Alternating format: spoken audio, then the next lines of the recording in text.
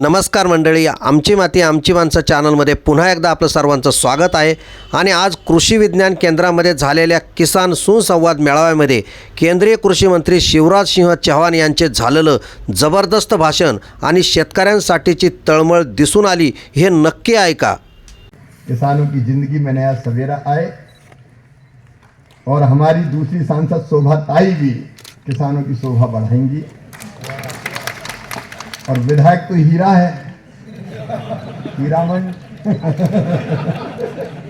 खोसकर जी, सुनील जी, कुलगुरु professor Sanjeev Sonawane ji, SK Rai ji, हमारे director ICR, doctor Jalas Sharma ji, collector Nashik, यहाँ उपस्थित किसान भाइयों, मेरी लाड़की बहनाओं, लेकिन अब केवल लाड़की बहना नहीं रहना, लखपति दीदी बनना है, चाहे कुछ हो जाए. मीडिया के मित्रों, अभी माणिक राव जी बोल रहे थे और वो अपेक्षा कर रहे थे कि कृषि मंत्री भारत सरकार सहयोग करेंगे.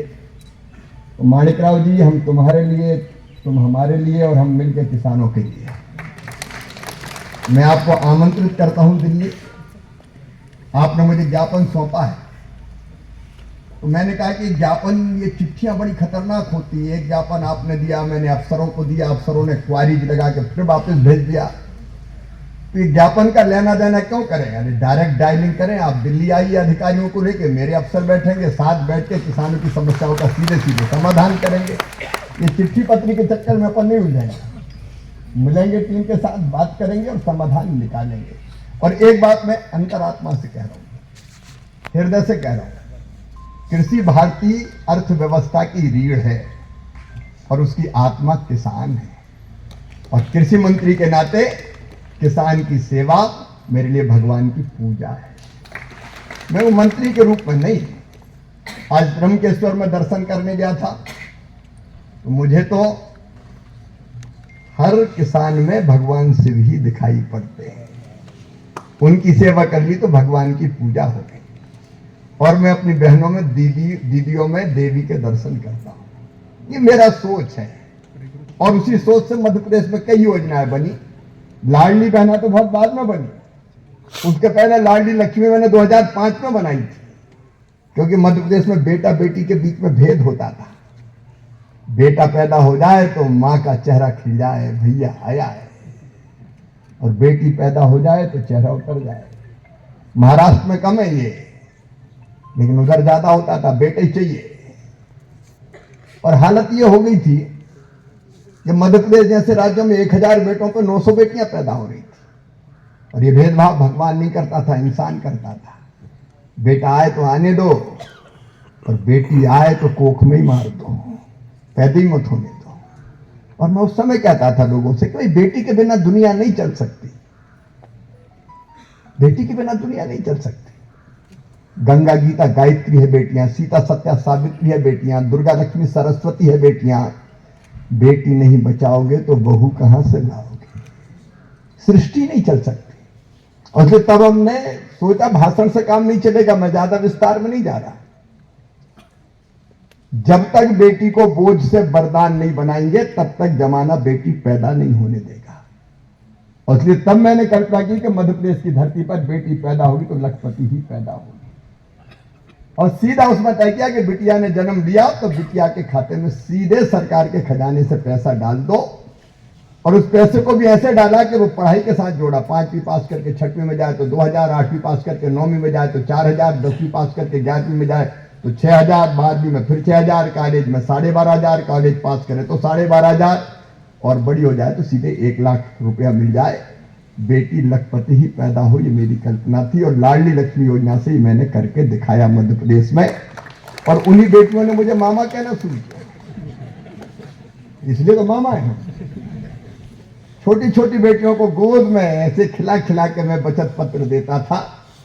आज जिन बेटियों को मैंने 2005 से मैं बचत पत्र दिए थे, आज वो 25 में जाके 21 और 22 साल की हो गई. और जब वो पढ़ती है और मुझे मामा कह के पुकारती है तो मेरा रोम रोम पुलकित हो जाता है. जीवन में धन्य महसूस करता हूं. 50 लाख से ज्यादा मेरी लाडली लक्ष्मी बेटियां हैं। मैं बहुत विस्तार में नहीं जाना। ये लाड़की बहना कोई ऐसे नहीं आ गई कि वोट के लिए योजना। मध्य प्रदेश की धरती पर मेरी बहनें बैठी है, हमने कई प्रयोग किए। एक प्रयोग किया कि बेटियों की शादी मम्मी पापा की चिंता की जरूरत नहीं है, मुख्यमंत्री कन्यादान योजना बना दी कि बेटियों की शादी मामा करवाएगा, चिंता का करवा दे दो बेटियों। फिर 50% रिजर्वेशन भी मध्य प्रदेश में सबसे पहले दिया बहनों को। लोग इसमें स्थानीय निकाय के चुनाव में सरपंच हो, जिला पंचायत हो, जनपद पंचायत, ब्लॉक पंचायत हो, मेयर हो, कारपोरेटर हो, उसके बिना बहनों को लड़ने नहीं देते थे लोग। और अब तो शोभाताई 33% मोदी जी ने कर दिया है, तो जल्दी वहां दिखेंगी बहनें और ज्यादा। लेकिन एक बात और मैंने की, संपत्ति अगर लोग खरीदते थे तो या तो खुद के नाम पे या बेटों के नाम पे खरीदते थे। मैंने एक तरकीब भिड़ाई और ये तय किया कि अगर महिला के नाम पे रजिस्ट्री होगी तो रजिस्ट्री का स्टाम्प शुल्क नाम मात्र का लगेगा, पुरुष के नाम पे होगी तो वो 5% लगेगा। तो कई लोगों ने जमीन खरीदी, मकान, दुकान, खेत, और अपनी पत्नी के नाम करके कहा पप्पू की मम्मी तेरे नाम खरीद ली, रजिस्ट्री के पैसे बच जाएंगे। तो हम क्या इस चक्कर में बहनों के नाम पे तो आ जाए। माणिकराव जी एक अभियान चला था महिला सशक्तिकरण का, और उसकी अगली कड़ी थी लाडली बहना। और वो कल्पना क्यों दिमाग में आई? कल्पना इसलिए दिमाग में आई कि कई बार गरीब बहनें 1000-2000 रुपए के लिए भी हाथ फैलाती थी। पैसे का इंतजाम नहीं होता था तो निराश होती थी। छोटी छोटी जरूरत के लिए डिपेंड थी वो। कई बार अगर पिता के घर मायके जाना हो और पतिदेव से कहा कि मायके जा रही हूं, वहां जाऊंगी, तो भैया के बेटा बेटी दौड़ेंगे, बुआ जी आई है, हमारे लिए क्या लाई है, तो कुछ पैसा तो दे दो।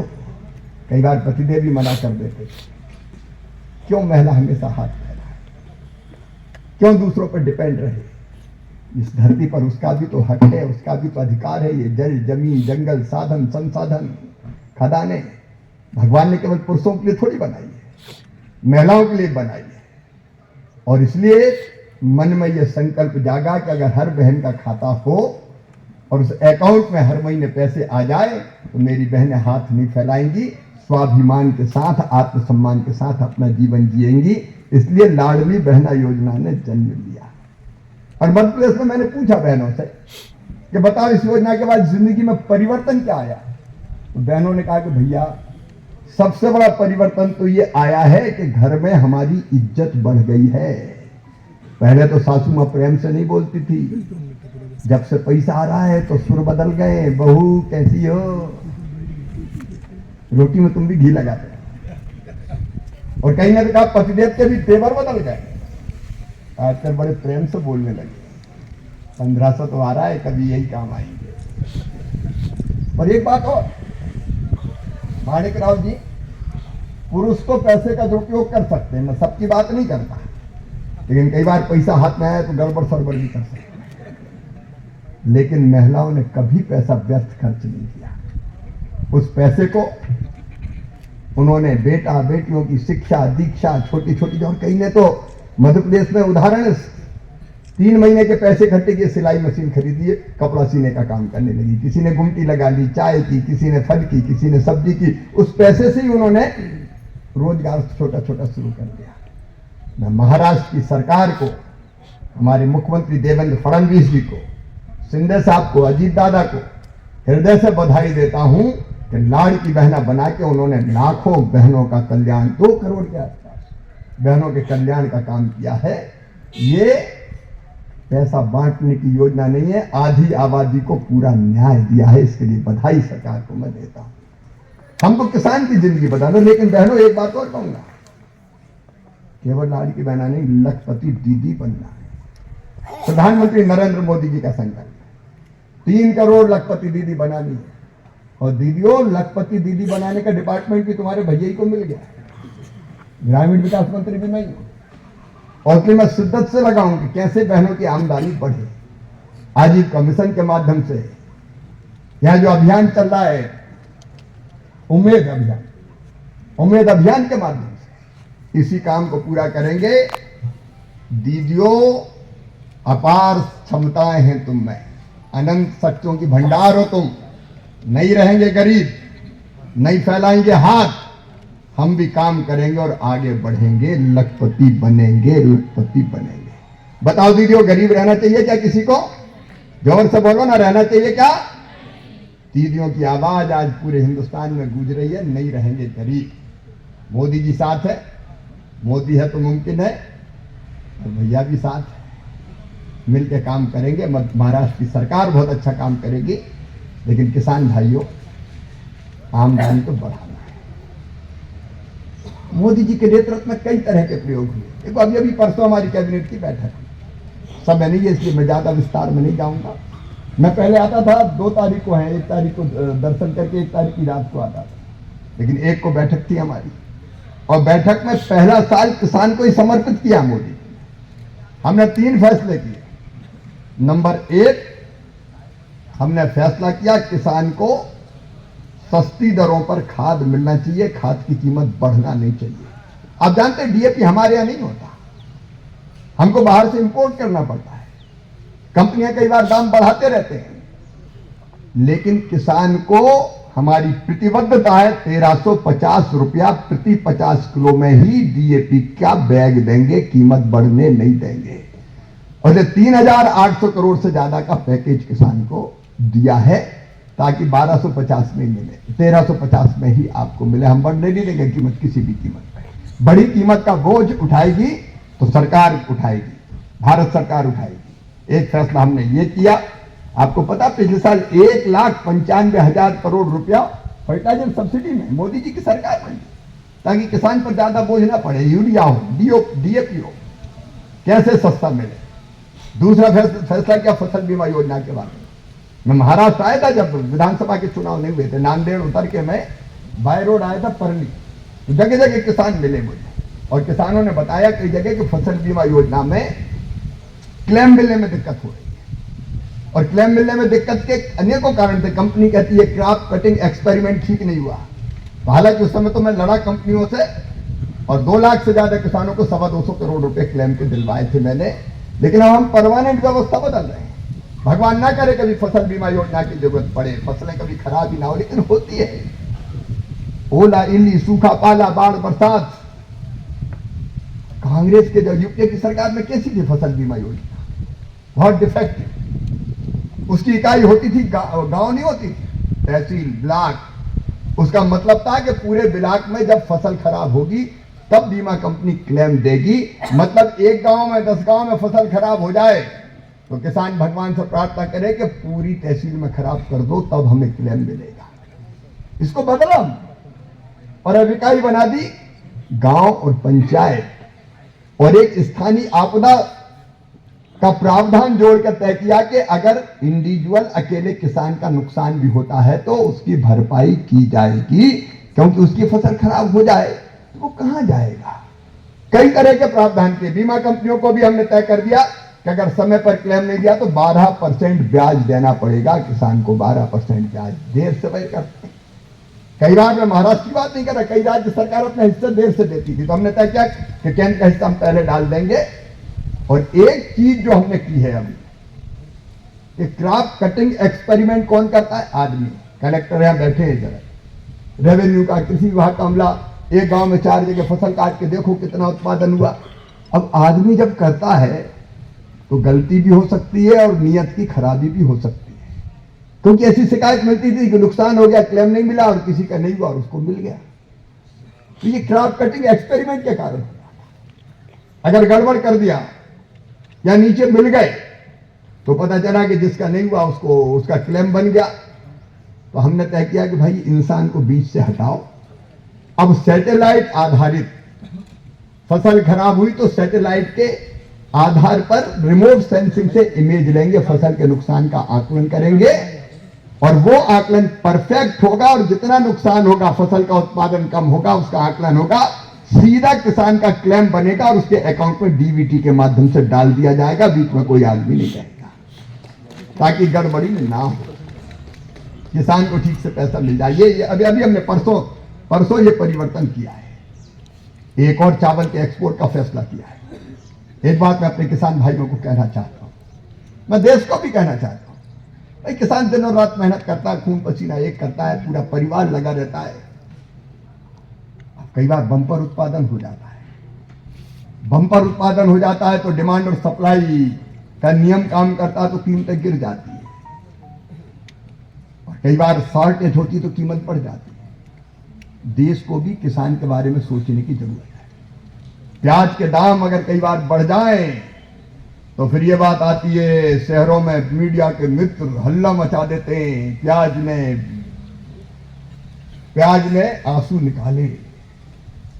अरे भैया 2-2 रुपए किलो भी तो बिकता है यार। अगर थोड़े ठीक रेट मिल गए तो इतनी तकलीफ काय को होती है?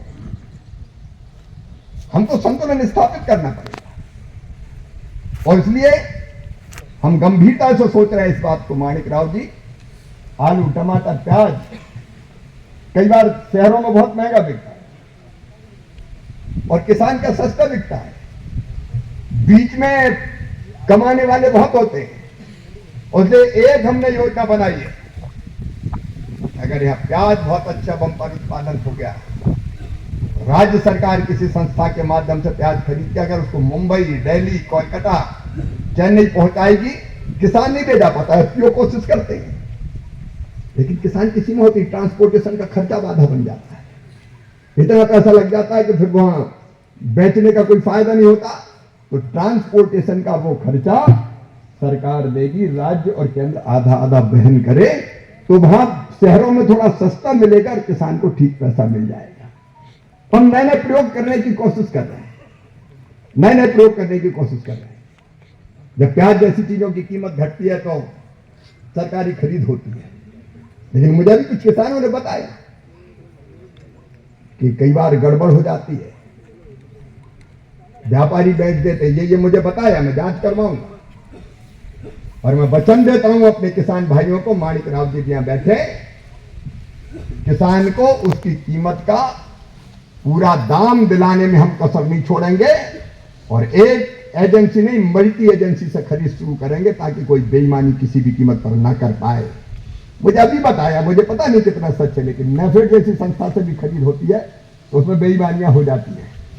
अब इन चीजों का ध्यान रखना बंद है। तो कृषि मंत्री हूं, मेरा तो काम है अपने किसान का ध्यान रखना, किसान को ठीक कीमत मिले। मेरे विभाग का नाम है किसान कल्याण, तो मैं तो किसान कल्याण के लिए समर्पित हूं, और मोदी जी के नेतृत्व में एक उत्पादन बढ़ाना। मैं केवीके को बधाई देना चाहता हूं, आपने जो प्रयोग किए हैं मैंने अपनी आंखों से देखे, वो अद्भुत है। आप किसानों की ट्रेनिंग भी करते हैं, कैसे टेक्नोलॉजी का इस्तेमाल करते हुए, अच्छे बीजों का इस्तेमाल करते हुए कैसे उत्पादन बढ़े, इसकी कोशिश में हम लगे। नंबर 1, उत्पादन बढ़ाना पड़ेगा। अभी अभी प्रधानमंत्री जी ने एक तो 9 नए बीजों की वैरायटी रिलीज की थी, ताकि अच्छे बीज मिले किसान को, ज्यादा उत्पादन देने वाले, जलवायु अनुकूल। तो एक, उत्पादन बढ़ाना, उत्पादन बढ़ाने के लिए अच्छे बीज, उत्पादन बढ़ाने के लिए सूक्ष्म सिंचाई योजना, ड्रिप स्प्रिंकलर, उत्पादन बढ़ाने के लिए सस्ती दरों पर फर्टिलाइजर जैसी चीजें मिल जाए, मैकेनाइजेशन हो जाए, उसकी हम कोशिश करें। नंबर 2, उत्पादन की लागत घटाना। उत्पादन की करने में अगर लागत में, आज पूछ रहा था माणिक राव के साथ से कि भाई कास्ट ऑफ कल्टीवेशन क्या है, वो हमको घटानी पड़ेगी, तब तो फायदा होगा किसान को, नहीं तो फायदा कैसे होगा। तो उस काम में हम लग रहे हैं, उसके लिए कई तरह की योजना है। देखो, मैं मोदी जी का अभिनंदन करूंगा, किसान सम्मान निधि जैसा कॉन्सेप्ट उनके दिमाग में आया। 6,000 रुपए छोटे किसान के लिए मायने रखता है, और राज्य सरकार को बधाई, 6,000 रुपए भी देने का काम किया। ये उत्पादन की लागत घटती है। किसान क्रेडिट कार्ड पर कम ब्याज पर कर्जा, उत्पादन की लागत घटाने का प्रयास। ऐसे एक नहीं, समय का अभाव में कई उदाहरण दे सकता हूं। हम कोशिश करते रहेंगे उत्पादन की लागत घटे, केवीके वगैरह सब हमारे बहुत अच्छा काम करें और किसानों को ट्रेन करें, लागत भी घटे, सरकार उसमें पूरा सहयोग करे।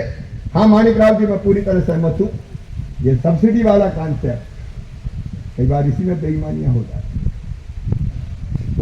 अरे भाई देना है, हम इस पर विचार करेंगे गंभीरता से।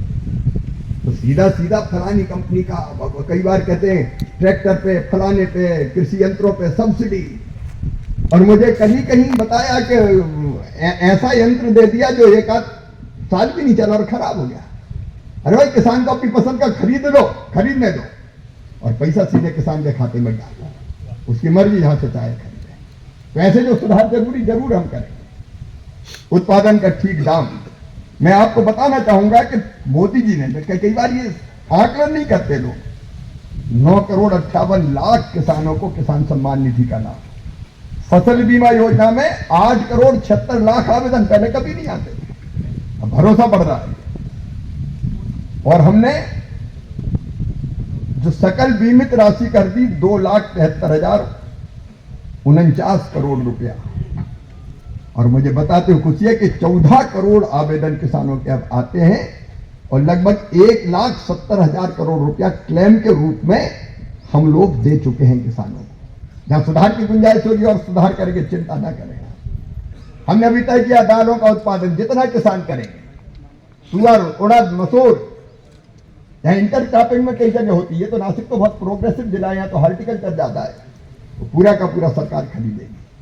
किसान को ठीक दाम देना, नुकसान हो जाने पर उसकी भरपाई करना, और डाइवर्सिफिकेशन, फसलों का विविधीकरण करना पड़ेगा। मैं अभी चर्चा कर रहा था कि एक ही फसल ज्यादा पैदा हुई तो कीमत घट जाती, नए नए प्रयोग उसके लिए। मुझे जलज ने कल बताया कि अंगूर की नई किस्में अगर हमको दूसरे देशों से लानी पड़ती तो प्रक्रिया इतनी जटिल है कि 4-5 साल लग जाते हैं, और उसमें फिर तब तक और नई वैरायटी आ जाती है।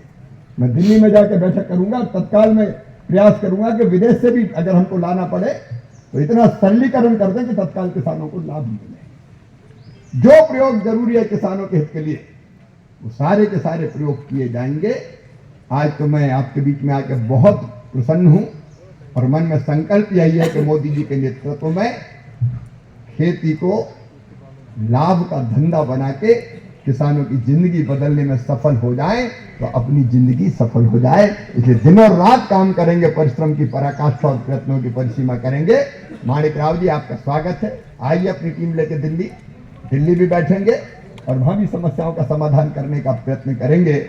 मैं लीग पे चलने वाला कृषि मंत्री नहीं हूं, लीग से हटके जिसमें किसान का भला होगा वो किया जाएगा। आवडला असेल तर लाईक करून चॅनल सबस्क्राईब करा।